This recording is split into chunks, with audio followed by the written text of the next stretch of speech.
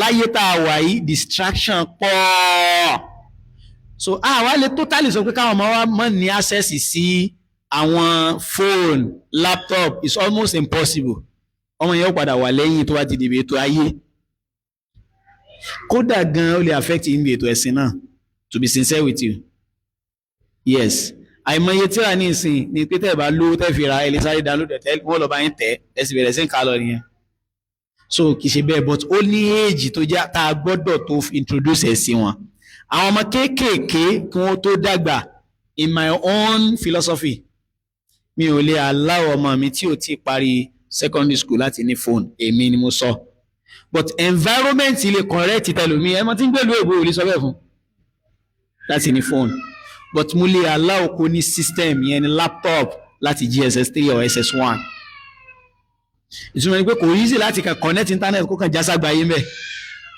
but ó easy láti sọ pé à ń kọ́ Excel ní school ó kàn ń kọ́ Excel gba system kí n dẹ̀ ṣí another user fún ó mọ̀ lo user mi lórí system yẹn kí n dẹ̀ mọ́ monitor ẹ̀ mo lè install keylogger sórí system ẹ̀ kí n máa fi monitor ẹ̀ mo lè install àwọn nǹkan míì sórí system ẹ̀ láti máa fi wò pé àkíní ń ṣe nígbà tí mi ò sí níbẹ̀ mo lè check log rẹ̀ mo lè so many things tó bá dé láti school láàrin bí ọ̀sẹ̀ kan mo lè check gbogbo àwọn login tó ti ṣe lórí system so tọ́mọ bá ti dàgbà débi kó ti outsmart èèyàn kí ẹ̀ ti àdìrí china ọpọlọ rẹ̀ síbòmí ó túmọ̀ tó náà ti mọ bí wọ́n ṣe check log delete gbogbo log ìdànù ọmọ yẹn ti ó ti pé kí ẹ̀ tètè china ọpọlọ rẹ̀ sí so ṣe cyber security because èèyàn ti kọjá àlà fún yàn bẹ́ẹ̀ èèyàn lè má lè handle ẹ̀ mọ́ so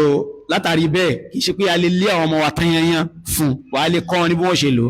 àwọn ọmọ tí wọ́n bá wà totally exposed to it nígbà tí wọ́n bá ní wọ́n máa wà obsessed pẹ̀lú ẹ̀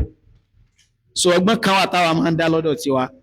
ọgbọ́n náà ni pé kí ìyá wọn jẹ́ kí wọ́n lè máa lo fóònù ní cultured time structured time ó yá ìgbà ẹ lọ play kíní kan bẹ́ẹ̀ yóò kàn mọ́ fún wọn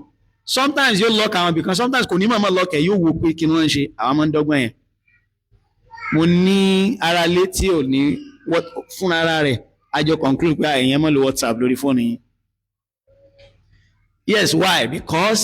lọ́dọ̀ tí wọn àwọn ọmọ wọn máa ń tètè outsmart wọn pẹ̀lú àwọn nǹkan yẹn so àwa èmi àti yín lájọ sọ́wọ́ ẹ̀fọn we are ready a máa fi text message communicate bá a ti ṣe ń ṣe bí mo ṣe ń sọ̀rọ̀ ẹ̀ nìyẹn no WhatsApp no Telegram no kódà débi kó tó bá fẹ́ check nǹkan tó tiẹ̀ tí mo ń sọ yóò tiẹ̀ ní social media handle kankan ju WhatsApp lọ tẹ́lẹ̀ náà ju WhatsApp and Telegram lọ tẹ́lẹ̀ so kò sí WhatsApp kò sí Telegram báyìí ju n tá a fi communicate ní call and text message ó sì pè wá because ọmọ tá a rí wípé ó fẹ́ mọ̀ wá too obsessed kó jáde látara bẹ́ẹ̀ Ọlọ́run ti bá wa rí ṣe pé ò ní access sí nǹkan yẹn mọ́ a sì bá sọ̀rọ̀ báyìí àbúná yìí má ṣe báyìí nǹkan báyìí Ọlọ́run sì fún wa ṣe so èèyàn lè mọ́ wà totally deprive ẹ lè mọ́ deprive wọn totally but ó lè wà controlled abẹ́lẹ́ ọ̀nkọ́lọ́n kò ṣe ní ọ̀rùn fún wa.